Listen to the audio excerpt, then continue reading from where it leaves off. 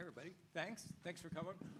We're going to talk about that vague but ever-present notion of clutter, all the things that you guys have been talking about over the last few days. Of course, as individual campaigns are wonderful, but from the consumer's perspective, they're all bunching together all at the same time. Many of us are madly clicking for the skip button for most of them. So understanding how you're actually breaking through and how you're looking at the competition and looking at the context and working within that context to gain and hold attention is I think critical, and where we're going to round out today. Let me start just by asking everybody to self-introduce, go down the line, and then we'll dive in. Awesome. Kevin Cahn. I'm at Kepler Group. I lead our media centers of excellence, so I oversee a group of subject matter experts with search, social, programmatic, and cross-channel video expertise. I'm Joyclyn Faust with Harmelin Media. I am the VP of Advanced TV. I have 2 dogs and 2 children. And you know what? I didn't mean to put it in that order. And I have a husband too, but no cats. No cats. No cats, okay. Dogs. Right. Matthew Kramer. I am the head of global media investment for Media.Monks. 2 cats. Okay. And they dance almost exactly like you saw on the thing before. Before we launch into clutter, this is related to clutter, but I want to get your response to the last presentation because, as Ryan mentioned, we're talking about $12 billion about to come into the market. The overwhelming majority of that is going to be TV and video. So before we even get to the issue of clutter against everybody else's ads, how are you guys anticipating, preparing for, maneuvering, using past experiences to deal with this onslaught of inventory that's about to be hoovered up by campaigns? I can take that. So I do a lot of local.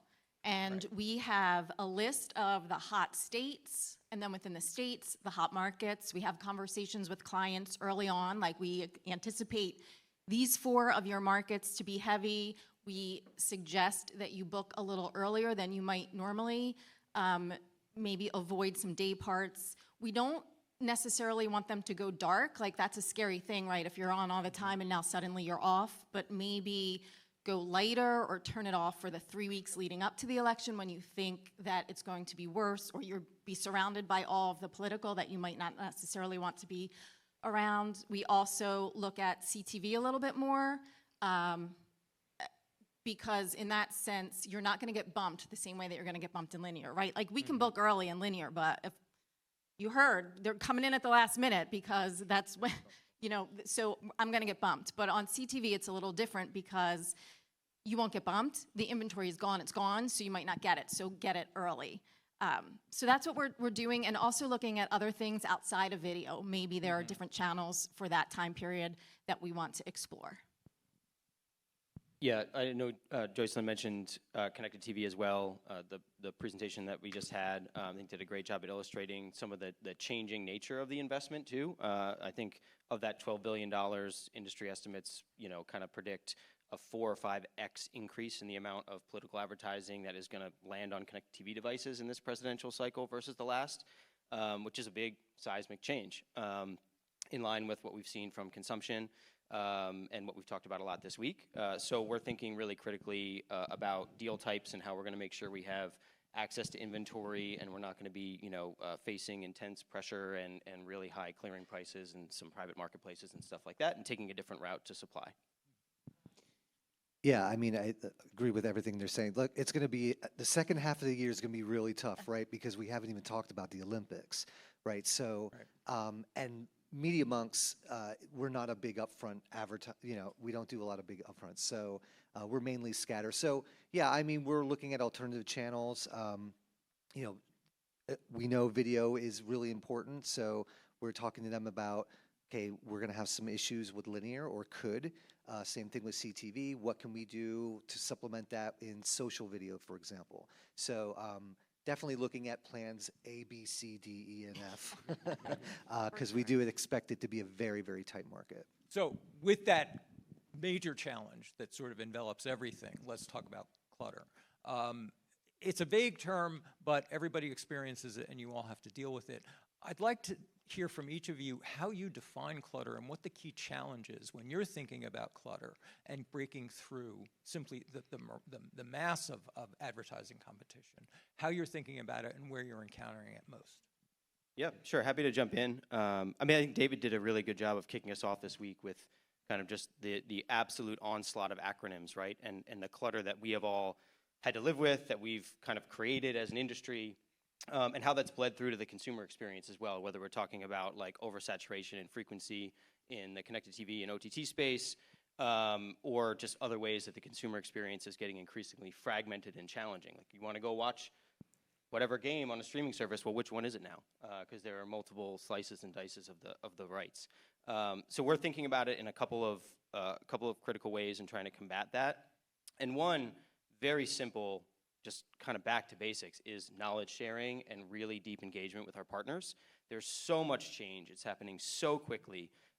We find it really important to just have very detailed dialogues and to bring that knowledge back to our clients. That has kind of led to the creation of 60 or so like learning labs that we've created, like interactive, video-based, and kind of like screen share training modules that we can say, this is what we're seeing in the OTT and CTV space. This is the breakdown of distribution across all the major cable providers and MVPDs and VMVPDs, acronym soup again. So that's one. Another is really, really being critical about our supply, the number of partners we work with, how we curate that supply, how we explain that to our clients, and how we make it as streamlined as possible. And then certainly a big focus on holistic audience deployment, and that's just not with respect to video, whether it's linear or connected TV, but across all touch points.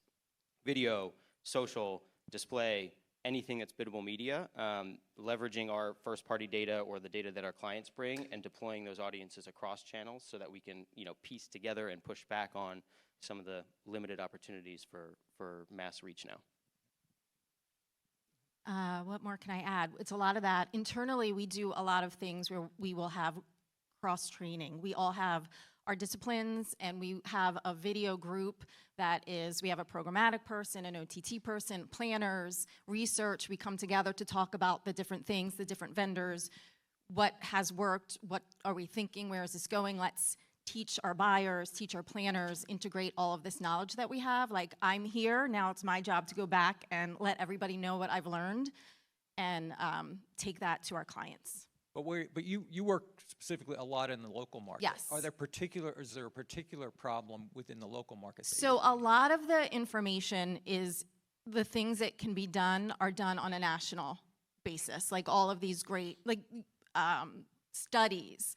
But then you find out that in order to do a study, you need to have maybe, they're like, it's small, $200,000 commitment is all you need. But I'm 2 markets that I'm lucky if I have $50,000 to spend in that market. So it's a little bit tricky to how can we take advantage of those things, and that's where I and our team are looking at some more ways of using advanced television, using data-driven to help us inform our local schedules, doing some addressable in local markets to help fine-tune those targets.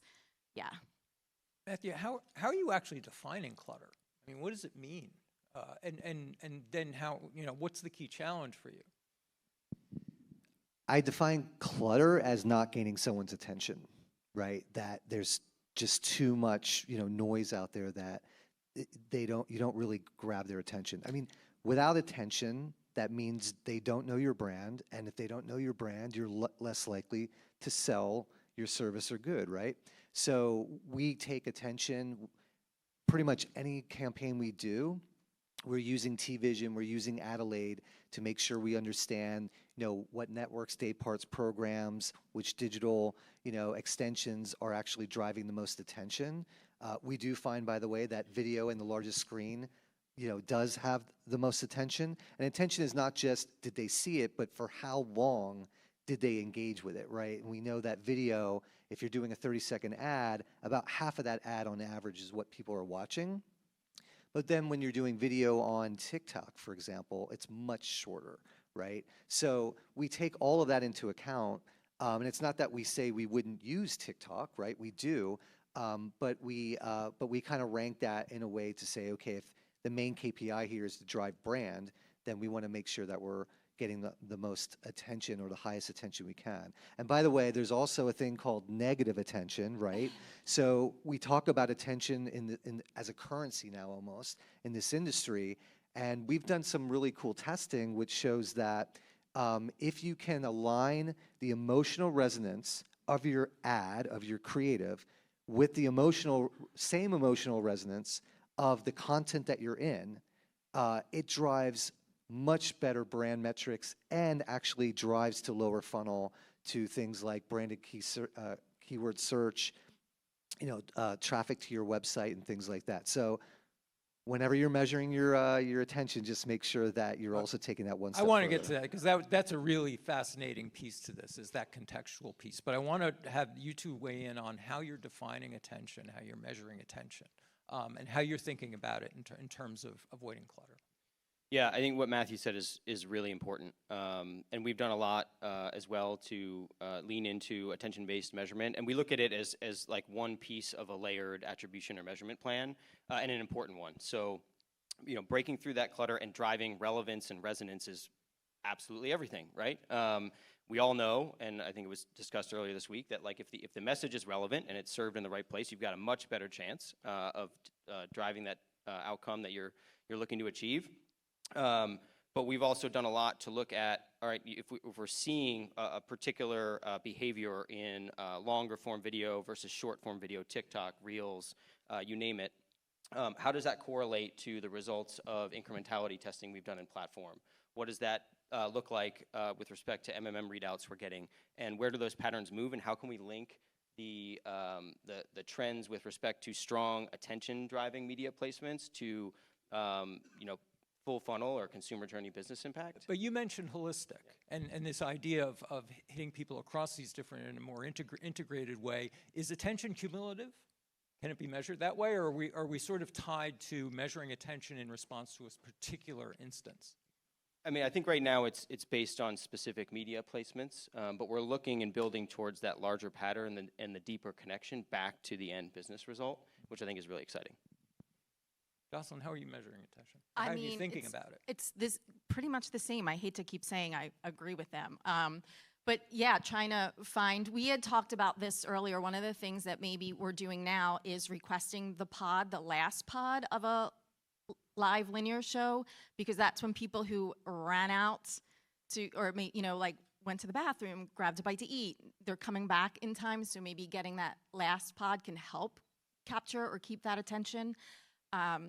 Or is the first pod, is it better to get them in the beginning? But we are now leaning more towards the last pod. Can we talk out of example? Can any of you cite some campaigns recently where you feel like you've really moved the attention needle, or where you really succeeded, that we can talk out of something concrete? Yeah, sure. I mean, we recently, similar to what Joyclyn just mentioned, we pulled some tactical levers for a large apparel brand recently, and took a much more deliberate stance to introduce interactive ad formats, particularly in OTT space, and sequential messaging. So this particular example used video ad sequencing on YouTube, and transitioning just from a standard TrueView for consideration ad format to video ad sequencing with similar holistic audience deployment across other channels. And we saw double the category response rate in terms of consideration in all of our mid-funnel metrics. And then that, at the same time, boosted the performance of our lower funnel campaigns, which in this case were How did going action. for sequential messaging affect your audience size? I mean, capturing it and being able to hit somebody with sequential messaging sort of automatically reduces your audience. Is it still worthwhile? I think so. In this case, we were leveraging in-market audiences and which Google audiences for the YouTube product, and some of our first-party audiences that were hit across different elements of the campaign. So we were able to build the effective frequency pretty quickly and work them through a series of commercials and videos. It was a series of 3 without materially degrading the audience size. Joyclyn, you try to work with creative early on. We do. So the sooner that you can have the conversations, like we might have this fantastic idea of doing something like, oh, if we did a sequential thing, or if we partnered with Hulu and did the ad selector, that would be great. And then you find out that creative only had one spot, so we can't use any of that. But if we know ahead of time, it can help us plan and figure that out. If we know what spot lengths that we're doing, it's definitely having those conversations early on is the key, I think, and making sure that we're all in agreement of what we're trying to achieve. Is it brand lift? Is it foot traffic? That's going to help guide us in determining what channels that we want to use, and it's going to help them, like, produce the spot that's going to work, right? Because we all want to work together and drive results.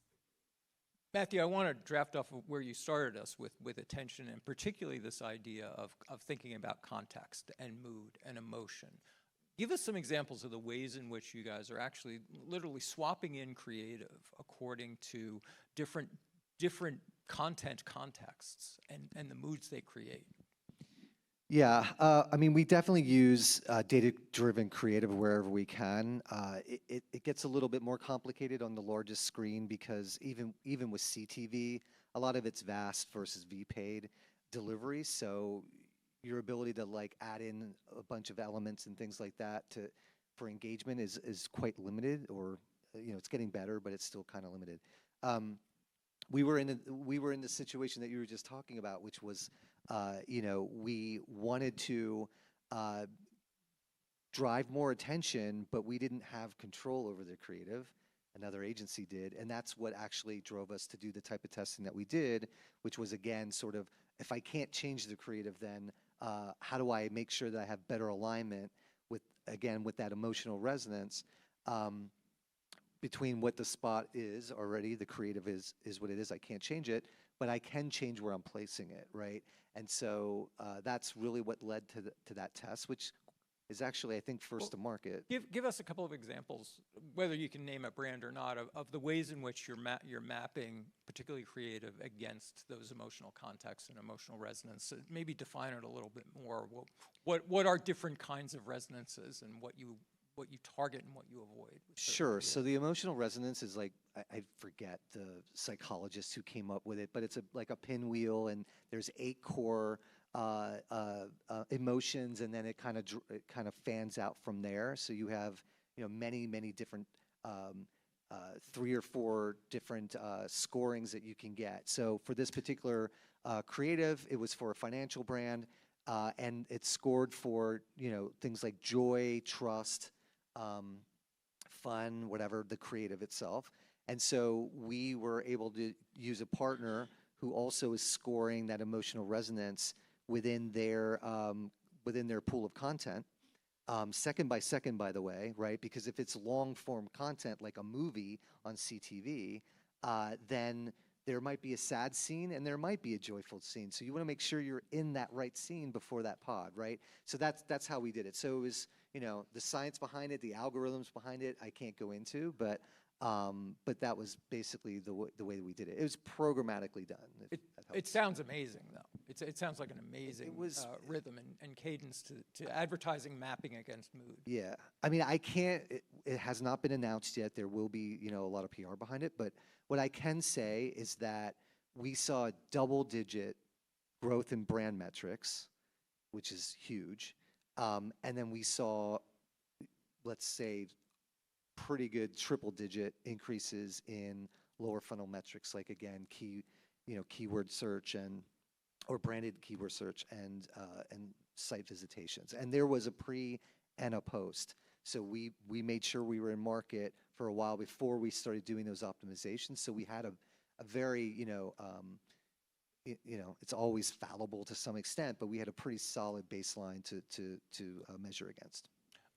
Let's pivot over to talk about the general media landscape. Kevin, you mentioned that you're trying to, with your clients and with your own team, stay on top of all of these changes. And over the last few days, we've been hearing again and again about simply the velocity of this market and the media targets that you're aiming at.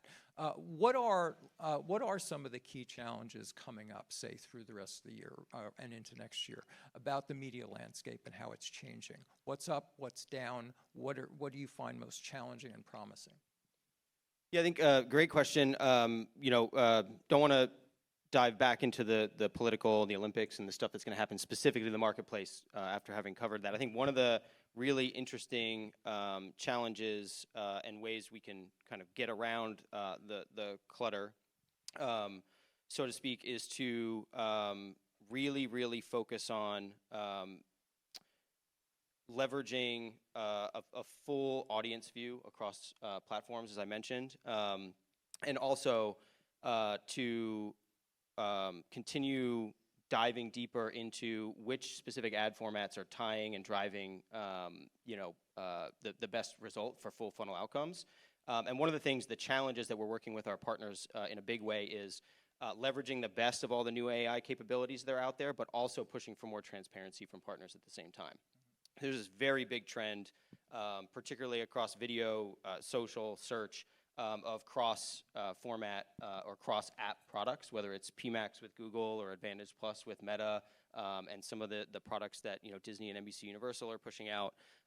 So how do we leverage the performance gains that the AI and machine-driven learning and algo-based formats can deliver, but also not go further, a step further back from the transparency? Is that a key challenge coming up, and the rest of you chime in too, is AI introducing yet a blacker black box where transparency yet again rears its ugly head because they don't want to tell anybody what the algorithms are. They may not even know.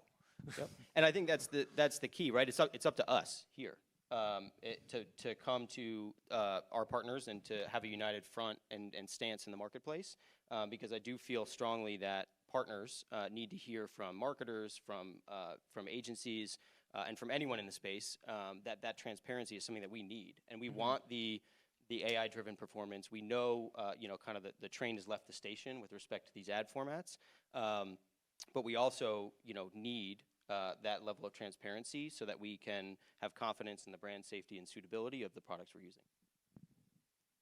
Jump in. But to add to that, transparency for sure. We have always been, Harmelin has always been transparent, and that was a fear of when we start doing all of these things with AI, like, do we know where we're actually running? Do we know? So that is definitely big. And another thing that we're doing or still doing is not forgetting about the things that have worked. Like, we want to try new things, but let's not just dismiss anything that has worked for us. And because we're so local, we do a lot of partnerships with stations, and it might be a talent, kind of the original influencer, right, is all the ones that your talent on the television. So or with linear. So we do a lot of that. That works and continues to work and does help cut through the clutter, and not to bring political up again, but if you partner with a station on doing like a news integration, I know I'm not going to get bumped for a political ad because I'm built in and baked into the format of the show. Yeah, I would say, we've heard a lot, and we've tested for decades. We know that the largest screen drives the best brand metrics, right? What worries me, what I think about pretty much every day, and I apologize if you've talked to me during this summit, I will definitely be a broken record on this one. We saw a lot of those donut slides during this conference, right? And we're seeing, about 55% of that donut is linear television. It's broadcast plus cable. Another 11, 12% of that is other, which we kind of have to assume is like people playing their DVDs or, plugging their computer into there or casting. And a lot of that's probably not going to have any ad support, right? And then you have that 35% that everyone hooks onto, and it keeps growing month over month over month. But the challenge with that streaming portion of that, let's say it's 35% on average month over month, is that, and I think it was DirecTV who showed this, and thank you for that if they're still here, only about 17% of that 35% is actually ad supported, right? So that's something. So for every person who cuts the cord, moves away from linear television, and goes into CTV, right, we have to assume we're losing many of those people because they're going to pay to avoid those ads. So that's what keeps me up at night, and that's what we're trying to solve for, and that's why I brought up social video earlier. Like, yes, it's scary, and with AI coming out, we don't know what the impact of that is going to be, but more and more that social video is actually being played on the largest screen, right? So does that become a bigger portion of what we do as marketers? But there's a reckoning coming with that bigger screen, and we, you know, again, we all have to be on our toes and try to figure out, you know, what the next steps are going to be. I want to, guys, if you have questions, get them ready, because I want to round us out by talking about some of those alternative channels, and also, in particular, sports. Because sports was sort of has been the last refuge of linear. It's been the place where you know you could gather sizable audiences, but now, especially in the last year or two, we're starting to see a lot. We're starting to see a lot more complexity there as these leagues are starting to cut deals with the streamers. We're starting to see that audience fragment too, and some of this stuff move into some of the major platforms. How are you assessing this inventory and your relationship with these various streamers and finding and retrieving those audiences that are now getting fragmented across the different providers? Ooh, that's tough. I wish that Peacock didn't have success when they did that streaming. For me, it's good to know that at least in the local markets, so the two teams are still getting the linear portion, because what we're finding is a lot of these deals, like I have to buy a bigger package. I might not be able to buy the one game I want on a stream. So that's not helpful. I'm hoping that in the markets, a lot of it will come back to linear. I mean, the MLB, I think last year did something with Apple on Friday nights, but you didn't, if you had Apple, you got it. Now, I think I have Apple, but I need to get something special, an add-on, and I know they did that with soccer too, right? So now all soccer went to Apple, which is kind of scary because that was lost locally, and I can't buy it locally right now. So I'm hoping that that comes back where we can find again, for me, and I'm speaking, and I know a lot of us have that issue where we want to buy it locally and just that one game or just that one team for the season. So that's a challenge, and I don't know where that's going, and I'm hoping that it will be able to buy that more like linear in the future. Yeah, I mean, what a shocking concept, right? Another key aspect of the video landscape is getting more cluttered and complex. Go figure. You know, I think it's going to be really, really important, again, to keep clients, brands, and marketers really well advised on like where there are opportunities to tap into various aspects of live sports supply, because that's been the thing, as you noted, Steve, that has like been the enduring major reach vehicle, and we're going to have increased optionality and clutter in the marketplace with the new collaborative streaming service. It's like repeating Hulu all over again for the sports service with Disney and Fox and a third partner involved, and Warner Brothers Discovery rolling that out. So it's gonna get even more convoluted, and there are lots of different partners that are bringing slices and dices of that inventory, whether it be last minute, Super Bowl packages or March Madness packages. So I think we really just need to stay centered and understand whether the objective is to make a play with direct rights holders and have that true. I know there was a lot of conversation this week about pop culture moments or tentpole opportunities where the audience is more highly concentrated and there's a opportunity to generate that mass reach and drive awareness, or are we going to be more tactical about the way we approach it? And I guess it's possible that the platforms are shooting themselves in the foot because they're sort of moving both the consumers and even the media buyers towards that higher level of league to work with, because they want that unified source to go to, because they're fragmenting the market and even consumers don't know where to find the damn games. Yes, it's tough. Definitely tough.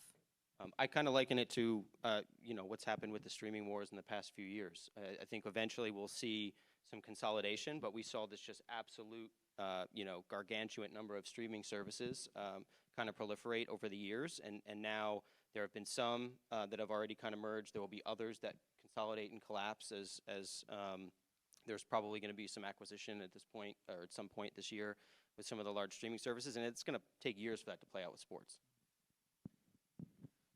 Hopefully I'll be retired by the time that it actually is that way. Yeah. I mean, I probably was a little bit doomsday there earlier.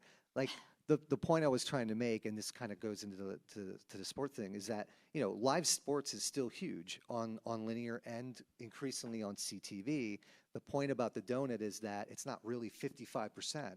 It's probably more like 75% of sponsorable time is still on linear, right? So let's not jump too far into the shallow end of the pool when we're thinking about how much money to put into CTV. And I am an advanced TV guy, so I'm a proponent for it, but we're not quite there yet.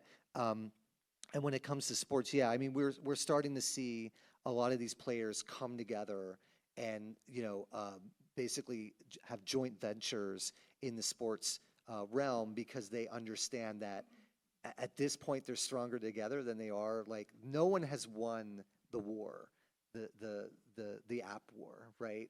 And that's, I'm sure, really, you know, Bob Iger, for example, was brought back to help try to fix this at, you know, at Disney. And I think, you know, you're seeing that there's openness for them to all sort of try to work together to consolidate some of this. It's an interesting place for this panel to land, is that we're anticipating a place where the clutter will almost self-correct, or in the sense that the consumers and the media buyers will get so fed up with it, both in finding places to buy and finding places to view, that ultimately the industry is going to have to defragment. It's going to have to consolidate, because its key constituencies are getting dissatisfied.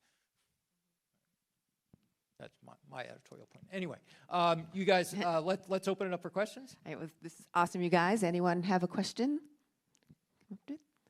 I actually am curious, and Matt, I want to kind of direct it to you. You're talking about, you know, people who are going to the digital, they're not necessarily seeing the ads, but we are seeing more people going to ad-supported media. You know, I think just based on the economy, is there any, I know you would like sort of the, you know, on the negative side, but is there any hope there or positivity, like when you're investing, knowing that, and, you know, you talk about even Peacock, and, you know, I know when that first was, when I went digital, and I'm like, wait, I can't even watch the Today Show. I was watching the news the next day, you know, like, so but they're starting to consolidate. They're starting to, are you seeing any optimism there where that can be your investment and be able to move forward and really reach that more targeted audience?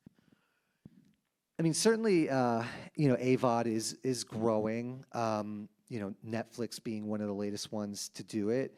But again, I think, you know, the first year of that, I think has not been as strong as I think a lot of the marketplace was anticipating.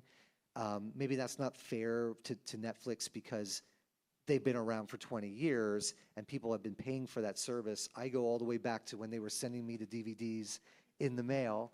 And so I think it will depend on the publisher themselves. I think Netflix will have a challenge. I think people are comfortable. It's a relatively low price point. But I do think, yeah, I think we'll see some increase in that. I don't think, though, that it's going to make up for the loss of linear. So there will be less inventory, which will get us in the next political cycle. And, you know, it's going to be a challenge. So, again, we're going to have to expand out to other video formats, or something we didn't talk about earlier is like actually being in the content itself, right? That's going to become a bigger part of what we do as marketers in the near future, I think. Yeah, I think being in the content itself is going to be really important, and finding new ways to engage with what is going to continue to be a fragmented audience. Also, we haven't really touched on this a bunch, but something I'm really excited about is the way we can then use data across some of these touch points. We know, you know, right now connected TV ad revenue and growth in that area is really only second to retail media.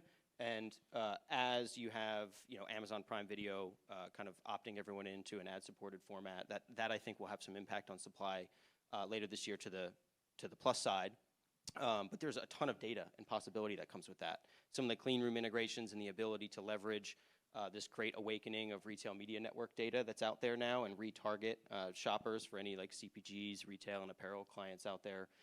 It's just a really, really exciting area of innovation and ways that we can pull targeting levers we just haven't been able to. And moving towards that model we were talking about before, of not grabbing attention but building attention. Yep. across multiple. So I'm going to plug right now. So you use DirecTV to help you blow out your reach and manage your frequency. You use Captify because they can tell us, you know, that, you know, this is where you should be on CTV by their segments. And then Atmosphere is, you know, I don't want to call it retail media, but it's sort of like outdoor video. Like, sponsors helped us.